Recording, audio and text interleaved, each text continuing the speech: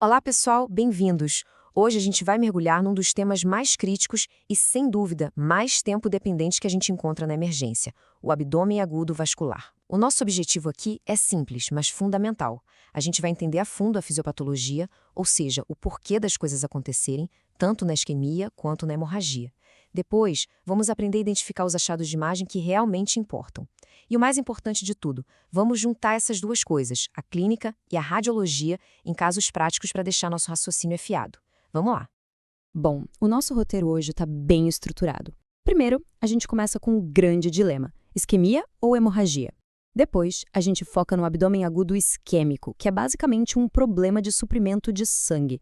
Em seguida, a gente muda o foco para o hemorrágico, que é um problema de contenção, de vazamento. Aí, vamos para um cenário mais complexo, a trombose venosa, que nem sempre é a primeira coisa que vem à mente. E para fechar, a gente amarra tudo numa síntese bem prática, focada no que cai em prova e no que a gente precisa saber para salvar vidas no plantão. Muito bem. Então, o ponto de partida para qualquer abordagem de abdômen agudo vascular é entender que existem dois grandes caminhos, duas histórias completamente diferentes acontecendo.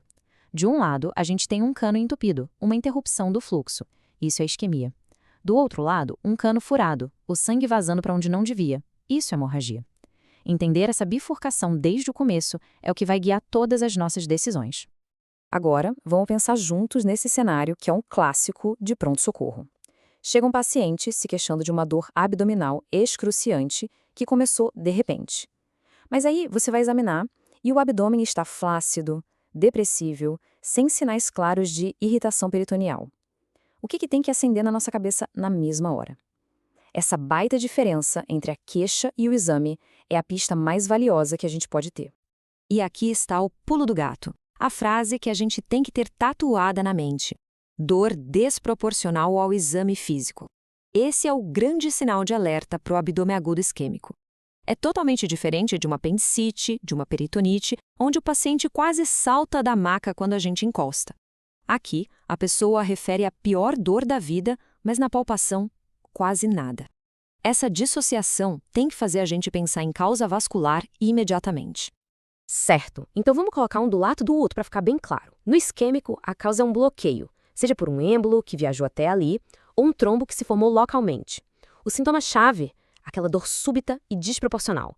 E o paciente típico, geralmente alguém com histórico cardiovascular, como uma fibrilação atrial, por exemplo. Já no hemofágico, o problema é outro. É um sangramento ativo por uma ruptura.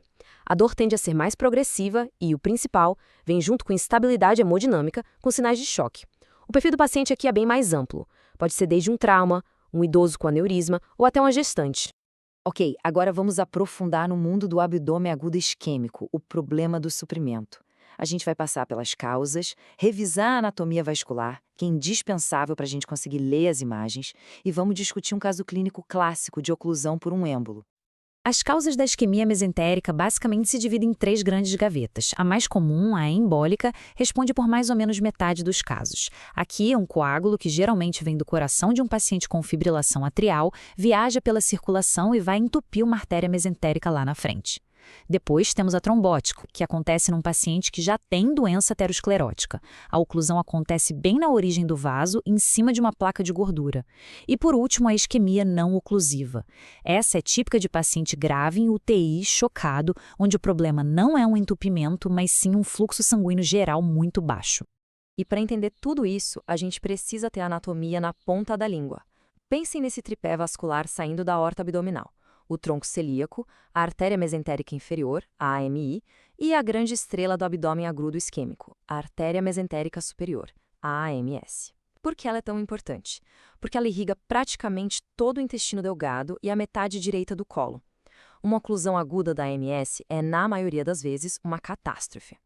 E aqui vai uma dica de ouro, principalmente para quem está se preparando para provas. Circulação colateral. A gente precisa conhecer a arcada de Riolan. Ela é uma ponte, uma anastomose, que liga o território da mesentérica superior com o da inferior. Em casos de isquemia crônica, que se instala lentamente, essa arcada pode se desenvolver e ficar mais calibrosa e até salvar o intestino. Mas no quadro agudo, que é o nosso foco, não dá tempo. Ela geralmente não é suficiente para evitar o infarto intestinal. Vamos ver como isso funciona na prática. Nosso primeiro caso, um paciente de 48 anos com um histórico conhecido de fibrilação atrial, mas que não usa o anticoagulante direito. Ele chega na emergência com aquele quadro que a gente já conversou, dor abdominal súbita, fortíssima, totalmente desproporcional ao exame físico que está benigno. A gente colhe exames e o lactato vem lá em cima, mostrando que tem célula morrendo por falta de oxigênio. A suspeita aqui é altíssima. O próximo passo, claro, é a angiotomografia. E olha só essa imagem no corte coronal. A primeira coisa a fazer é sempre achar a aorta, que está bem branca por causa do contraste. A gente segue o trajeto dela e localiza a saída da artéria mesentérica superior. Agora vamos seguindo o vaso e... aqui. Olha essa interrupção abrupta do contraste. É literalmente um sinal de stop. A gente vê que a artéria está pérvia no comecinho dela, mas uns centímetros para frente o contraste simplesmente some. Essa falha de enchimento é o achado que praticamente fecha o diagnóstico de oclusão embólica. Agora, olhando no corte axial, a gente confirma o achado. A gente se localiza. Aqui a aorta, aqui a veia cava. E na frente da aorta, onde a gente deveria ver a mesentérica superior, um círculo branco e brilhante, o que a gente vê? Uma estrutura cinza com densidade de partes moles, sem contraste nenhum. Isso é o êmbolo ocupando todo o lúmen. Essa ausência de opacificação do vaso, somada aos sinais de sofrimento das alças intestinais, que podem estar fininhas ou sem realce, fecha o caso. Agora, quando o diagnóstico demora, a gente pode encontrar um sinal muito ruim, um sinal de péssimo prognóstico, a pneumatose intestinal. O que é isso? É gás dentro da parede do intestino. A lógica é que a parede necrosou, morreu e perdeu a sua função de barreira. Com isso, as bactérias que vivem no intestino atravessam para dentro da parede e começam a produzir o gás ali. É um sinal de infarto transmural, de que o dano já é irreversível. E este, infelizmente, é o resultado de um diagnóstico tardio. A imagem da cirurgia fala por si. De um lado, a gente vê alças de cor escura, roxas, sem vida. Isso é intestino infartado, morto. Do outro lado, alças rosadas, viáveis. O único tratamento possível aqui é tirar todo esse segmento necrosado. O problema é que isso muitas vezes leva à síndrome do intestino curto, uma condição devastadora para o resto da vida do paciente. Mudando de cenário completamente agora. Vamos falar do abdômen agudo hemorrágico, o problema da contenção. E aqui, a primeira, a mais crucial de todas as perguntas é: o paciente está estável ou instável? A resposta para essa pergunta vai ditar todo o nosso plano de ação. É o divisor de águas. O algoritmo aqui é bem direto. Se o paciente está instável, com dor, hipotenso, taquicárdico, não há tempo a perder. A conduta é fazer um ultrassom FAST ali mesmo, do lado do leito.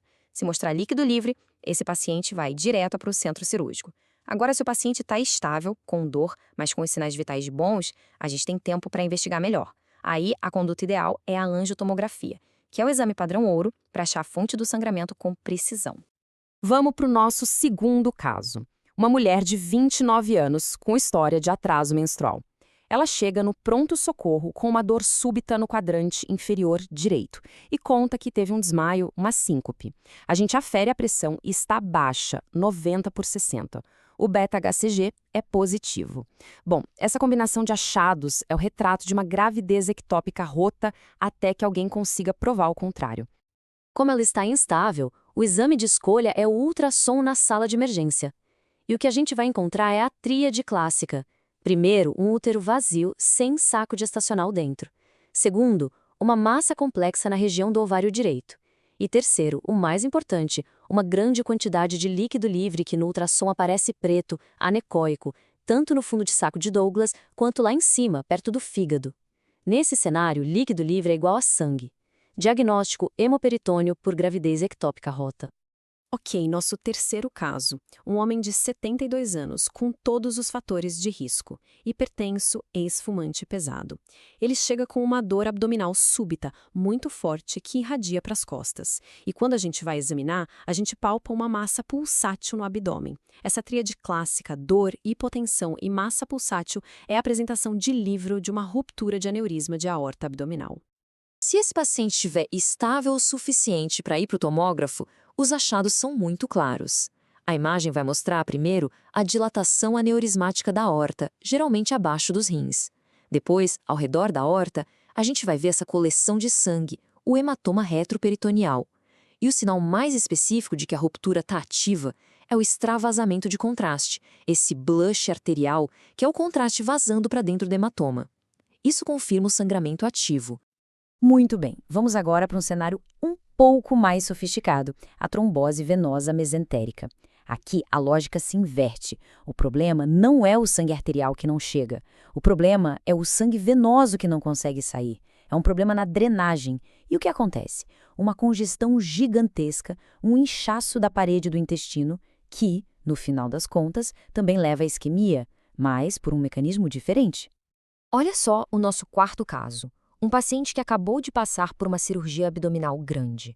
Ele começa a desenvolver uma dor abdominal muito forte, o abdômen vai distendendo e o lactato começa a subir. O perfil do paciente aqui é outro. A gente tem que pensar em situações que aumentam o risco de trombose, os estados de hipercoagulabilidade, como um pós-operatório, uma pancreatite, cirrose ou uma trombofilia de base.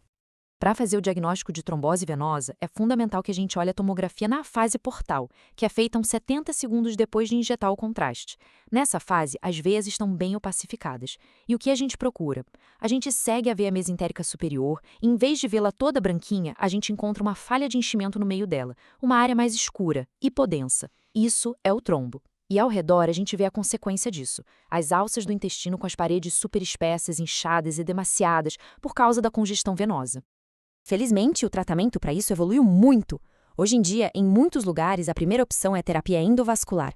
Como a gente pode ver nessa imagem de angiografia, um catéter elevado, muitas vezes através do fígado, até o sistema portal. E ali, com esse catéter, é possível aspirar o trombo, fragmentá-lo ou infundir medicamentos para dissolvê-lo.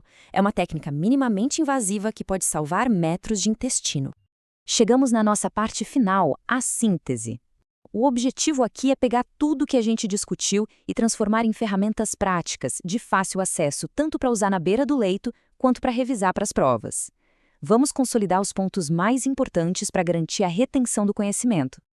Esse quadro aqui é para a gente fotografar com os olhos. Vamos revisar. Isquemia embólica. Pensar no paciente cardiopata com FA, pedir angiotensina e procurar a oclusão abrupta da AMS.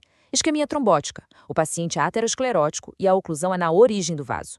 Trombose venosa. Pensar em trombofilia ou pós-operatório. O exame é a angiotensina na fase portal e o achado é o defeito de enchimento na veia. Ruptura de AAA. Homem, idoso, tabagista. A angiotensina no paciente estável vai mostrar o aneurisma com hematoma. E por fim, gravidez ectópica rota, mulher jovem e instável. O exame é ultrassom, que vai mostrar massa anexial e líquido livre. E para amarrar tudo, o nosso algoritmo final. Passo 1, e o mais importante de todos, avaliar a estabilidade hemodinâmica. Sempre comece por aí. Passo 2. A suspeita isquêmica. Pense nos fatores de risco, fibrilação atrial, ateroesclerose e não se esqueça de pedir o lactato. Passo 3. A suspeita hemorrágica. Pense em aneurisma de aorta, gravidez ectópica, peça o beta-HCG e o hemograma. Passo 4. Escolha a imagem certa para o paciente certo. Ultrassom FAST para o instável, anjo-TC para o estável. E passo 5. Quando for olhar a imagem, procure ativamente por aqueles sinais-chave que a gente discutiu. Seguir essa sequência organiza o raciocínio e, sem dúvida, salva vidas. Siga os conselhos do ET Bilu e busque conhecimento.